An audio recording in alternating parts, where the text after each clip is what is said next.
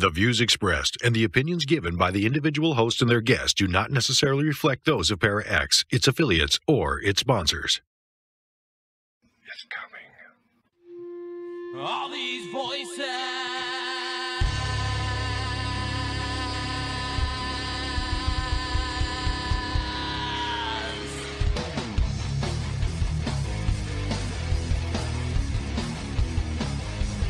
All these voices. They're mine.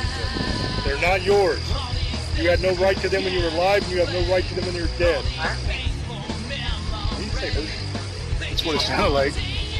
Good, you know who I am. And you know I'm not playing. You're going to let those women go. In Jesus' name, you're going to let those women go. Is there a demon here watching us right now? Or just watching us right now? Hello, everyone, and welcome to another episode of Staring into the Abyss. I am your host, horror author James Hershey Jr., and with me, as always, my co-host, old boy James Ash. How you doing, brother? And good evening, brother. Thank you, guys, and I hope you have a good evening and enjoy the show.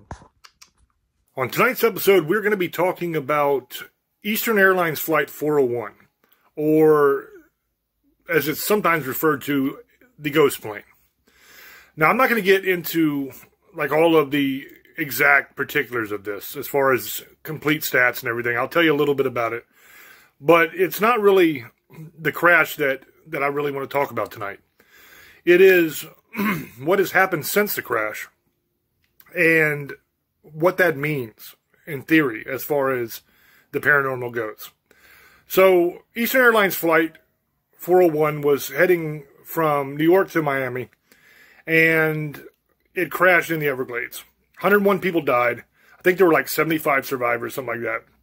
But like I said, I'm not here to talk about the stats. First of all, I'd like to say condolences to all the families involved.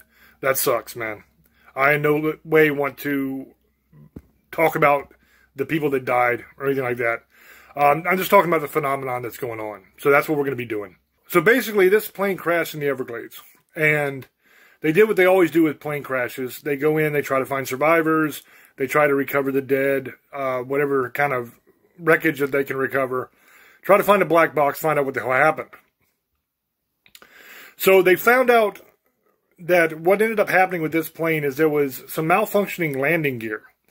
And the crew were dealing with that and trying to figure that out and get it fixed. And when they were doing that, they kind of didn't realize that the autopilot had turned off. So they thought they were still on autopilot while they were dealing with this other problem, but the autopilot wasn't working anymore. So they just kind of flew right down into the swamp and crashed. So that's what brought the plane down. They took what they could salvage and they reused it on other planes. Now, this is probably a fairly common practice that airlines do. I don't really understand why, because most of the most expensive parts of the plane are going to be destroyed in the crash, I would imagine. So you're talking things like, and this is what they reused on other flights, things like the trolley car that the stewardesses use to bring the drinks and everything like that, different parts of seats and stuff like that. So it's not really even super expensive parts that they're reusing. But anyway, they reused this on several different flights, different pieces of this crashed flight. And something crazy started happening. They started having ghosts appear, apparitions appear.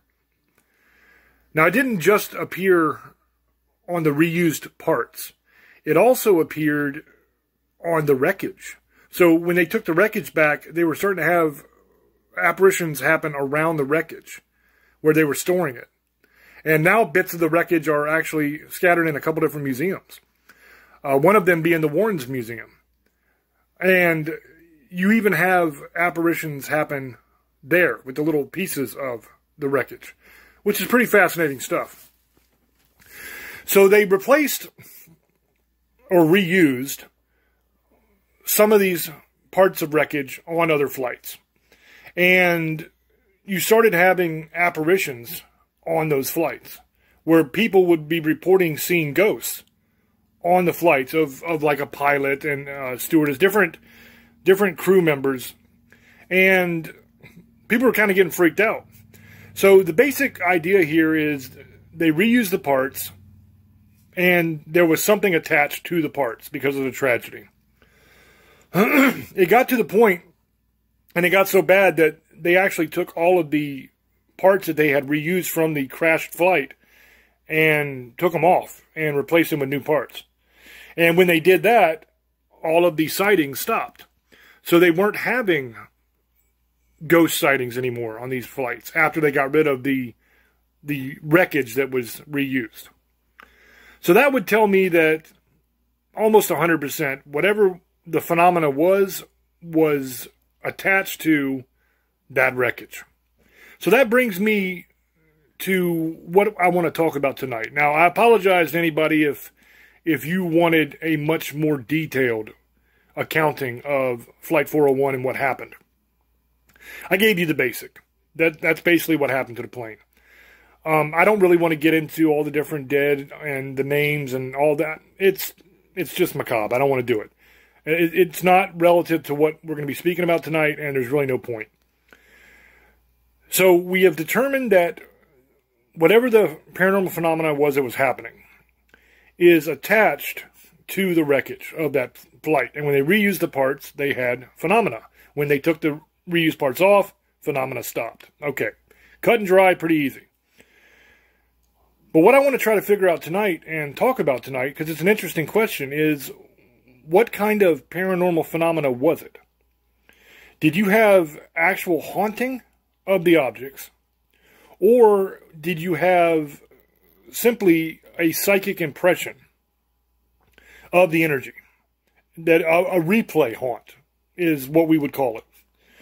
Now, those are very, very common when you have violent and traumatic death. And I would say in this case, you had violent and traumatic death. Absolutely you did. Because you're dealing with a plane crash. And that is a terrifying, terrifying thing. So you have heightened emotion, negative emotion, all of those things and tragedy go together to create psychic impressions. So I'm sure that some of the hauntings, if not all of the hauntings of the wreckage, are just that. They are psychic impressions of events that took place, replays, where people are watching a crew member walk across the aisle like he did on that night, or whatever, right? That's the basic of it. You might also have what we would call an intelligent haunt. Now, an intelligent haunt is an actual spirit of some kind that is attached to an object. And they are capable of thought and reasoning and acting independently of the script that has been written for them by time itself. So they don't have to replay their death. They can talk about any damn thing they want. They can do anything they want within reason.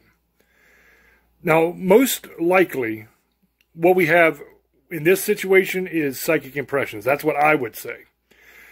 When you have intelligent haunts that are tied to objects, such as haunted rings, haunted dolls, those kind of things, the majority of the time, I'm not saying all, but the majority of the time, what you're looking at there is either a demonic entity or, at the very least, a very powerful malevolent entity of some sort. Usually it's not human spirit. It is not like people that died that are tied to an object. Usually. Unless that person died in a violent, traumatic way and there's a lot of negative emotion attached to that death. Then you might have them attached to an object if that object means enough to them in life to where they are tied to it with that kind of emotion. We had a case that we were working in California that was kind of like that, where you had a guy who died, who was a drug addict, and he overdosed. And they still had his ashes. And they had some of his stuff. And he was kind of hanging out and giving the woman a hard time that was his girlfriend or whatever, and the baby a hard time. And they had to get rid of the ashes to try to sort that out. So that's one example of where you could have an intelligent haunt that's not demonic in nature, but you have a malevolent entity that is tied to the object or objects with strong emotion, and especially if it's negative emotion. Most of the time when you have like haunted dolls, stuff like that, let's break that down as well, because that has to be talked about. The majority of haunted dolls and haunted rings, haunted jewelry, haunted necklaces, haunted this, haunted that, right? The majority of this stuff is crap. Absolute garbage. Nothing at all to it. It's BS, just designed to make money. That's all it is. They want to sell you these objects. So they're pretending like these things are haunted so that you will pay money for them. Why anybody would pay money for a haunted object that is bringing something dangerous into your home is kind of beyond me. It's a stupid move, but people do it. Then you have some that actually do have something that is attached to or haunting the object itself. Mary Jo Chudley is a great example of this. That's a friend of ours. She has 2 dolls that are haunted. The one doll, and I might screw this up because I haven't studied this. I've just kind of talked about it in passing.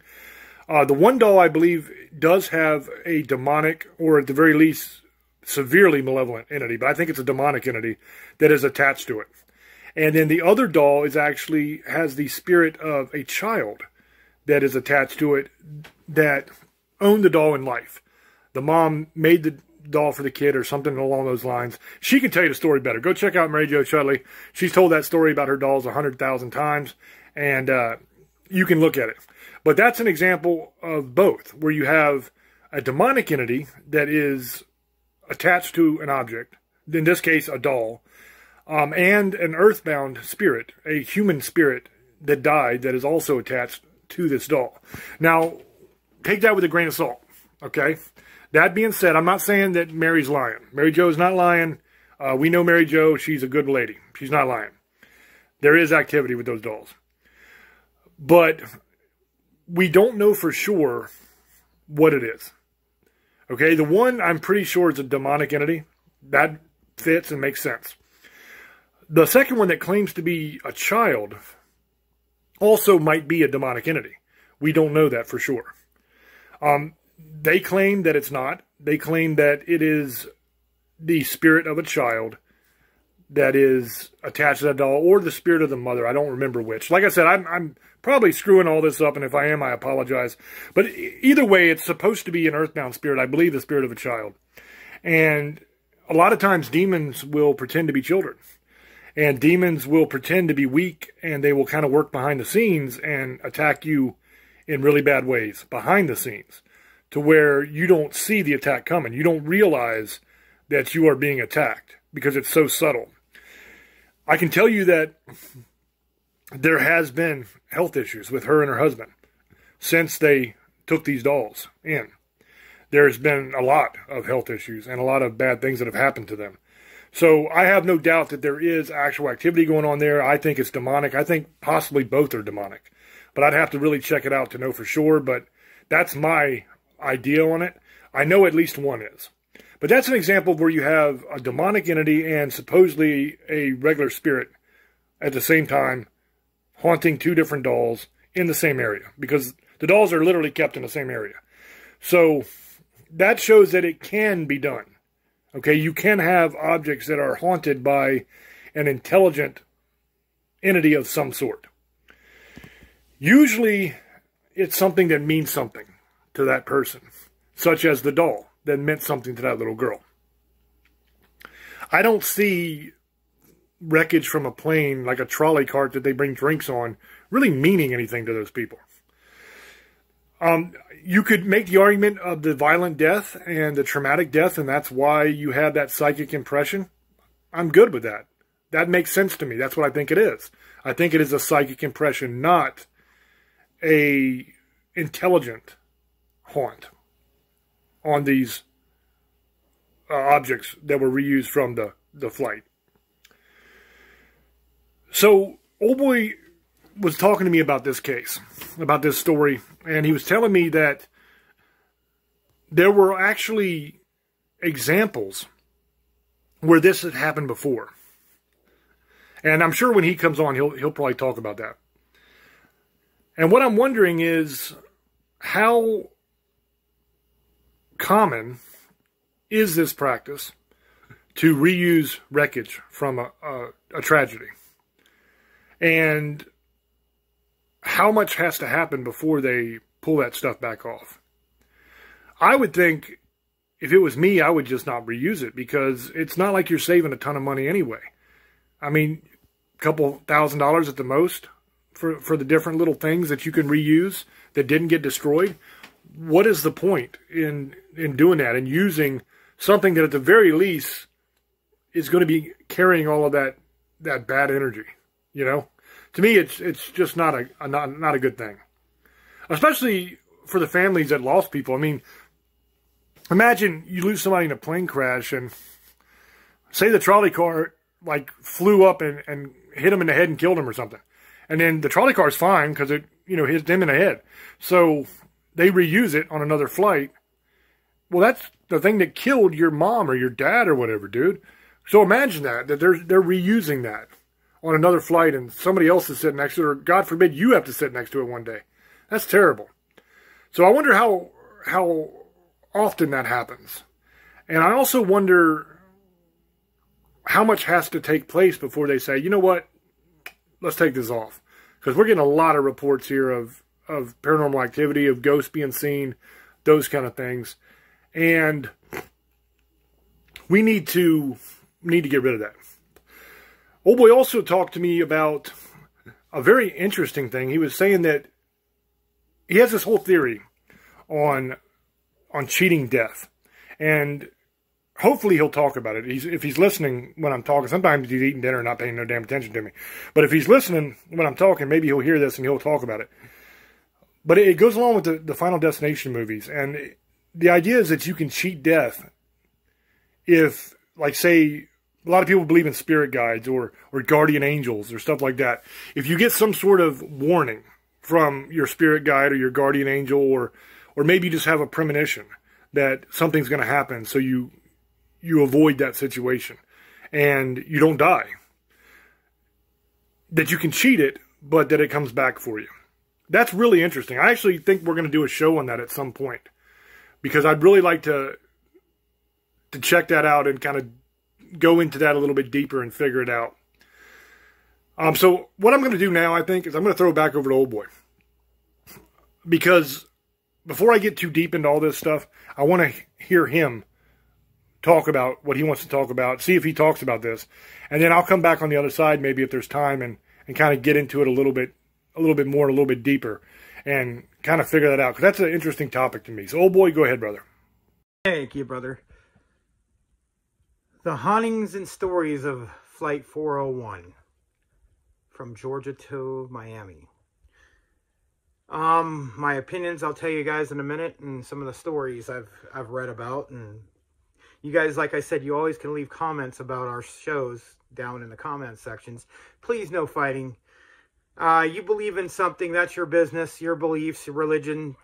Respect everybody. Don't sit there and fight. Just saying. Most of you guys are good, but there's always somebody's got to preach. I don't care what you believe in. That's fine. Don't start a fight over it. Now, there was 160 people on that, 76, sorry. There was 176 people on that flight. 101 died instantly, and then 2 died later, and then I think there was 76 that survived or something like that, or 73. 73, that's right. When the plane crashed, it was in alligator swamp infested swamps. Alligators were over Florida, Georgia, Florida. So there was a lot of stuff that's happened. They said it was a light bulb. There's others said a faulty, the airplane pilot made the mistake. And then they crashed. Well, there's been other flights I've read that use spare parts, because I've heard this happens with other plane crashes. They'll keep the parts. So when this one guy put in some of the parts, he said that he had seen different apparitions, and then warning that something bad was happening, and something happened. Read another issue where a guy sat in a seat that was, I guess, was taken out of the plane, and said that somebody told him something and walked past him and he disappeared. Later on, they said that the airline said he was lying and there was no witnesses to it. He was just making things up. And see, you got to remember that there's a lot of people who are going to make up things about this to become famous, get their 15 minutes of fame, or just, there's just people who like to lie. But I'm not saying most people. The airlines want to keep this stuff quiet too, because it costs them a lot of money. So remember that too. So I think they got sued over this flight by all the passengers. Well, most of them, because of faulty airline parts. So if it's true that they take parts from planes that have had bad accidents or blown up or whatever, that's a possibility. That whatever relevance of all the bad things that happened inside that plane and how these people passed away could be there. Just like an imprint, like you guys seen, there's a couple horror movies like that. There's an imprint in The Curse, where it imprints, and all of that, what they were doing before or whatever happened beforehand, it shows you what happens. Or there's just people who want to warn you so they don't have the same thing happen to you. Planes are very safe. I've flown on them. People have this fear, and that's another thing. It's most people have nothing to do with beliefs or what they think. It's they're scared. Fear. It's a problem we all have. Cars, you have a better chance of getting killed. Walking down the street, maybe in certain parts of cities you could be killed other than flying in a plane. The problem is, some of these airlines back in the day, and everybody did this, they wanted to save money, and this is what they do. So they keep things quiet, don't tell nothing to the engineer, we'll give you a bonus, and then years later they either fire him, or people don't want to lie forever and they tell the truth. And then they make you look like you're crazy, and it's just a conspiracy theory. The funny thing is, most of everything we listen to is a conspiracy theory. There's not 100% truth on anything you hear. Trust me.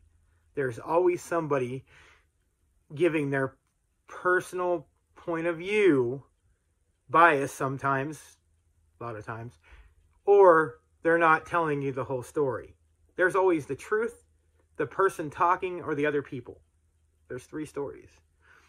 And by the time you hear it, it's going to be twisted and turned to something else. That's what happens. That's how people are.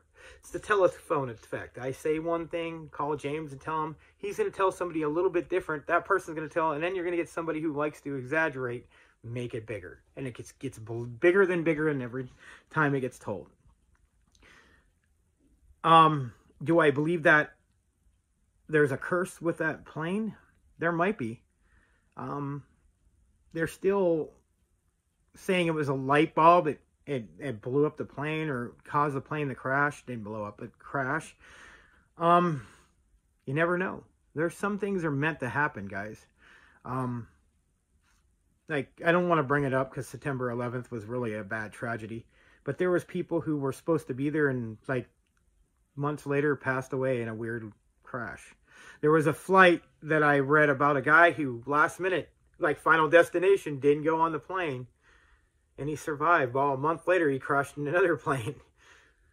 Is that a coincidence, or was it meant to happen? He cheated death for a month, and death took care of him. Like Final Destination, guys. Gonna get into this. I know you guys have seen the horror movies with Tony Todd. Loved some of them, the first couple, and then it just got exaggerated like Hollywood always does. They ruin everything. They have to make money. Do you believe you can cheat death? I have an opinion. You guys are going to trip about it. I think you can. Not forever. It will catch up with you. I think that you can be told by something spiritual-wise to save your life at that time, but death will catch up with you later down. Like I said, a month or a year later. There was a kid, I don't want to bring up his name, in high school. Him and his girlfriend are walking across, I think they were going to homecoming or some football game. I forget the whole story. It was a long time ago. And he got hit, and she did, and she died. And he was in love with her. He just never got over it. 15 years later, I think he died, and I think he died of a broken heart. But he died that day when that happened. His soulmate passed away, he died. You might live for a while, but you're dead. I don't care what anybody says.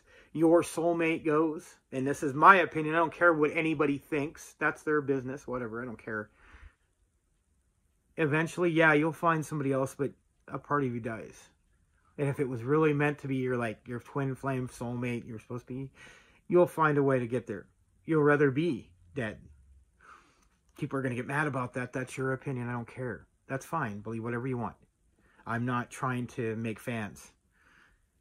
I want you to listen to the show, but I'm not going to lie to you either. Sorry, I'm not that kind of person. Neither is James. We don't lie about the stuff we talk about. I'm sorry. It's not going to happen. You guys should know that by now, how we do our show. You should know that by now. If you've been listening to the show for as long as you have. It's going on 6 years now. In a couple months. We don't try to lie to you guys. I'm not going to sit here and tell you something that just so you can watch my show. I'm sorry, a lot of people do that. I'm not calling out names, especially on the paranormal shows and crypto shows on TV. Not saying all of them are lying. They're trying to get audiences. Sorry.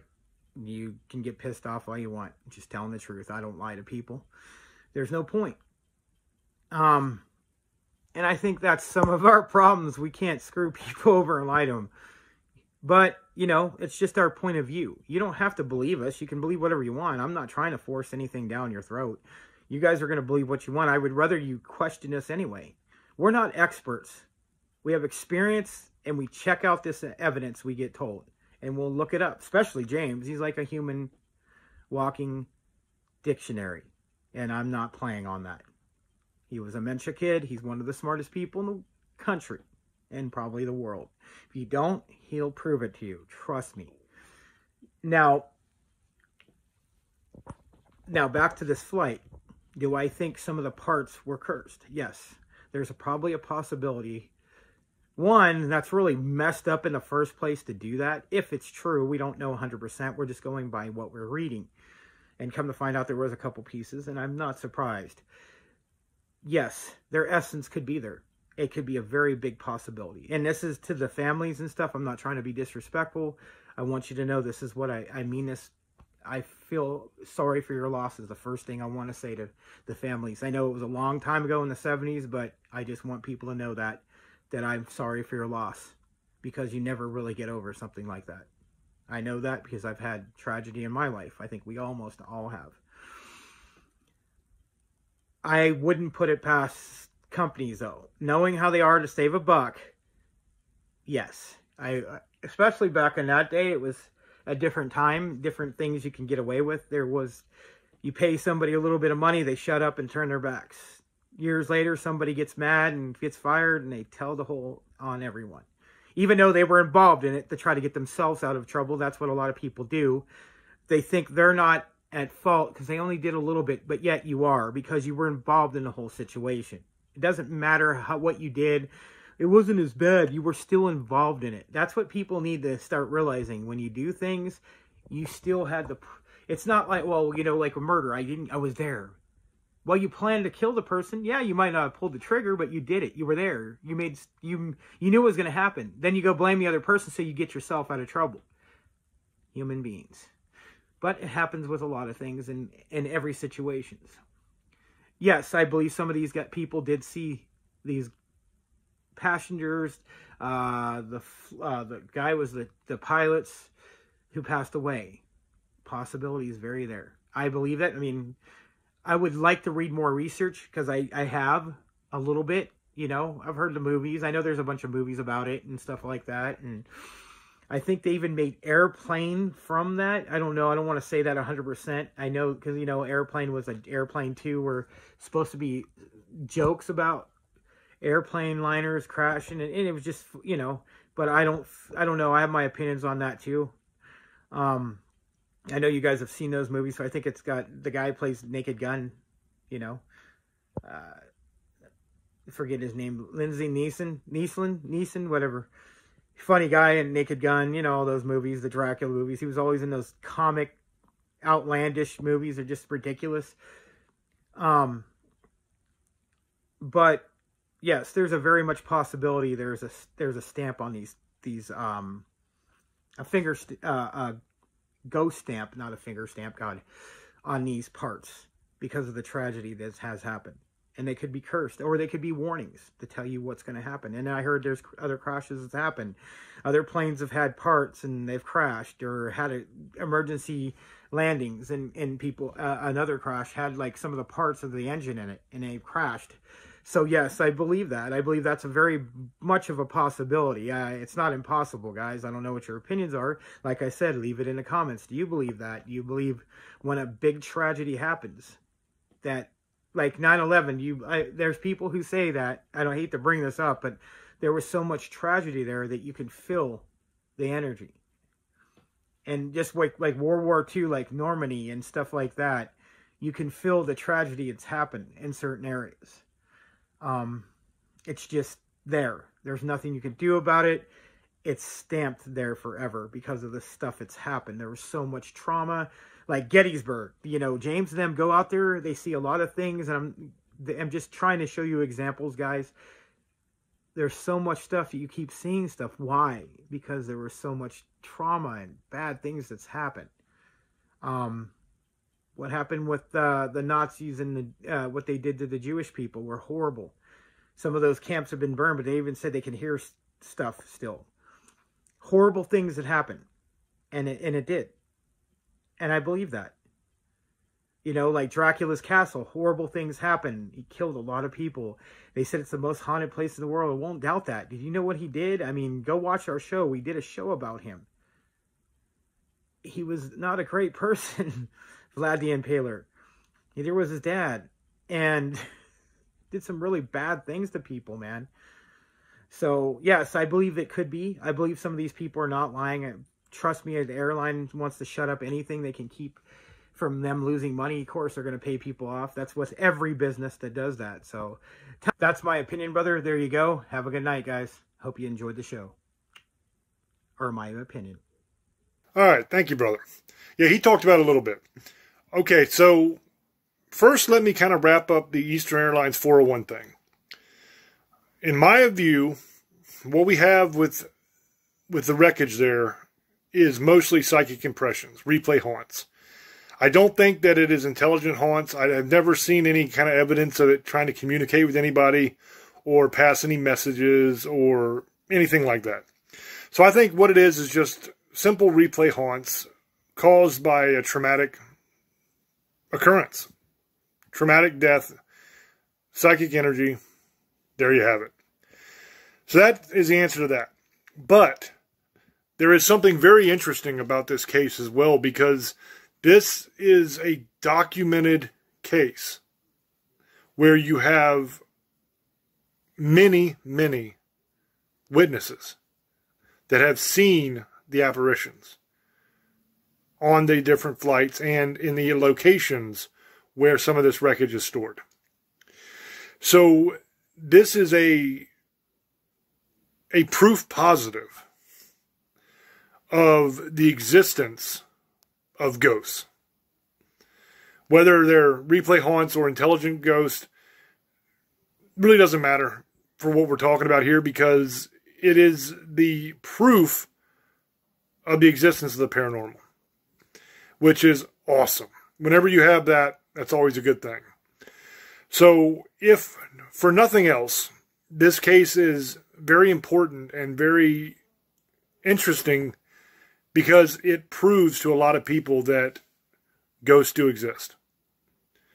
Now, if it is simply a replay haunt like I'm thinking it is, then it doesn't prove that there's intelligent hauntings. But it does prove that there are psychic impressions, that the paranormal does exist, which is cool. So I would say that Flight 401 kind of checks a lot of boxes, you know. It's an interesting, kind of creepy story. You've got a plane crash, which is terrible, but they make disaster movies all the time about horrible things like that. So people like to hear about that. And you have the reusing of the wreckage, which is just weird, in my opinion.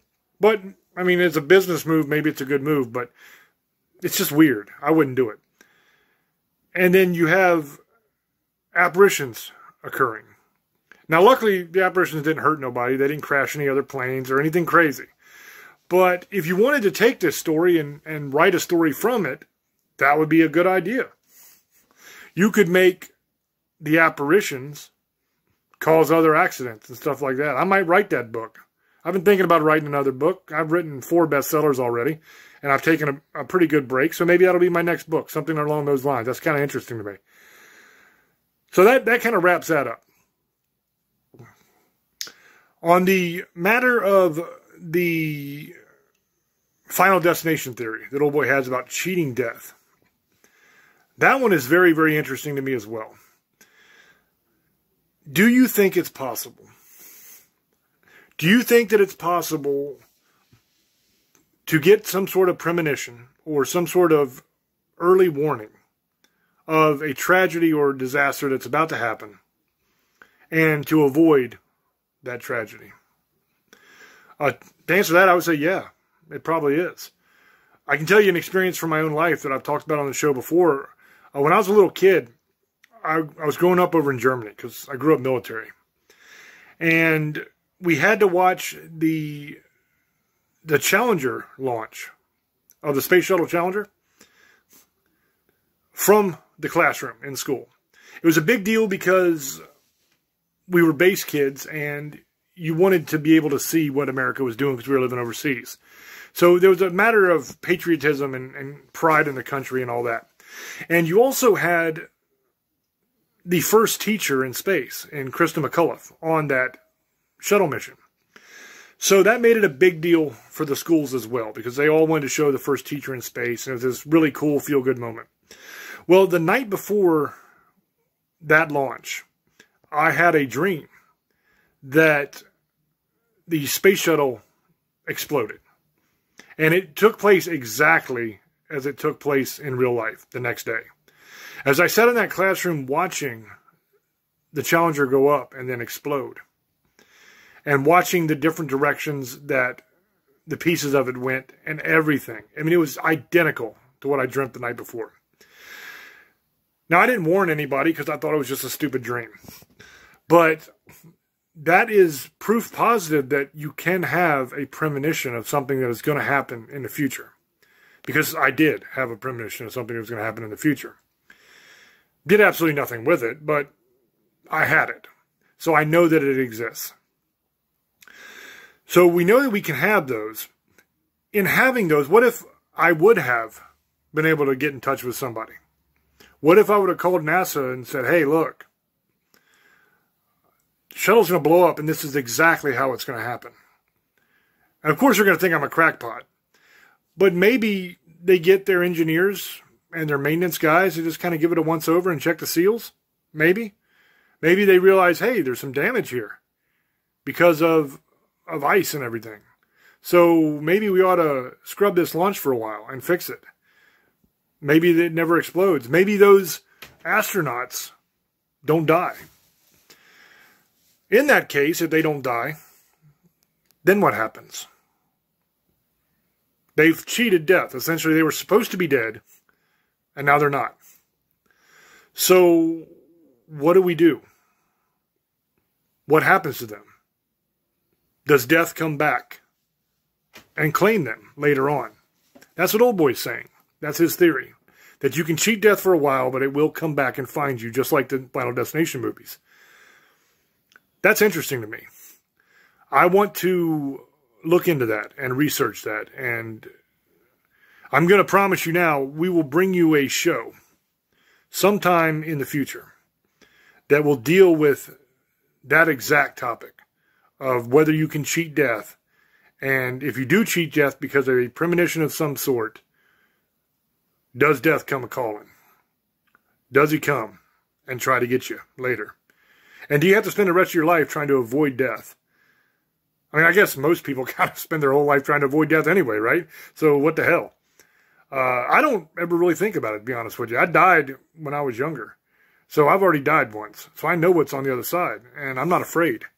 So you hear old boy and me say a lot of times that we're not afraid of these things. That demons, none of those things scare us.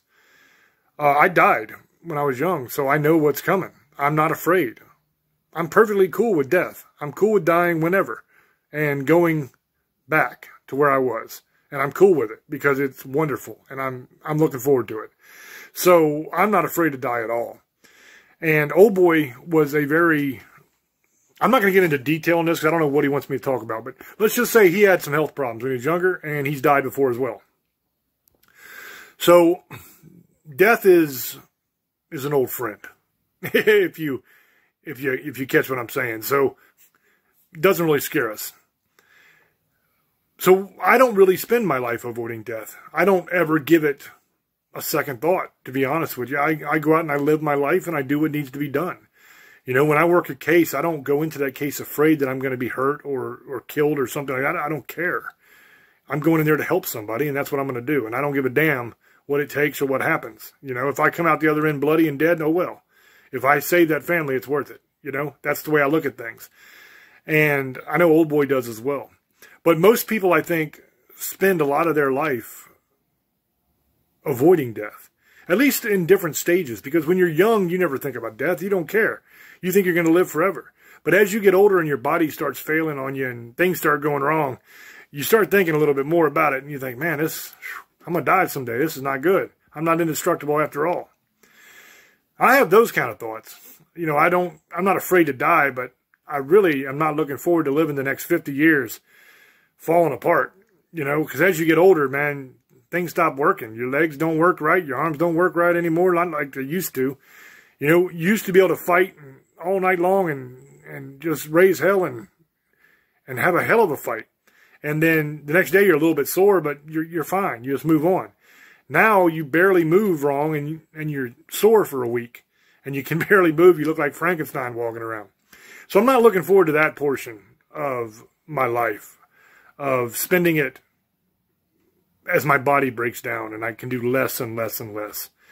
And eventually we all reach that point. You know, unless you die early in some kind of tragic accident or murder or something, we all are going to get to that point to where disease takes us out and it's going to be slow and terrible.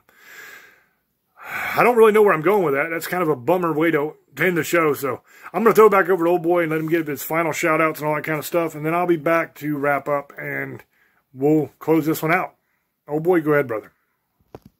Thank you, James. I hope you guys enjoyed the show. Remember, always share and tell us what your comments are and in the comment box. Thank you for following us on Parax Radio every Sunday nights at 9 Pacific, 12 Eastern. And the Best of show on Tuesday nights, 5 Pacific, 8 Eastern. You guys want to listen to all our old shows and our new shows? Subscribe to James Hershey's YouTube page. You know where to go. You want merchandise? James will tell you where to get it. Shirts, all kinds of cool stuff. Like I said, if you guys ever have any show ideas, let us know. Leave your comments. We enjoy it. We enjoy you guys. Halloween and the holidays are coming, guys. So have fun. Trick or treat. Misfit, sugar ladies, monster lovers, demon hunters. I love you and blessed be and have a great night. We love you. Good night. Thank you, brother. I didn't mean to bum everybody out with the whole death talk. I just kind of get on rants and rumbles and keep on rolling with it. So I want to end this tonight with some questions that I would like you to think about. And if you feel like it, give us an answer down in the comments section of the YouTube video when this hits YouTube. The first question is, do you believe in ghosts? Do you believe that ghosts exist? Do you believe an afterlife exists? The second question is, as far as Eastern Flight 401 goes, Do you believe that what they're dealing with there are replay haunts, just psychic impressions of a tragic situation? Do you believe that they are intelligent haunts? Or do you believe that they are some sort of combination of the two, which also could be possible? So that's the next question.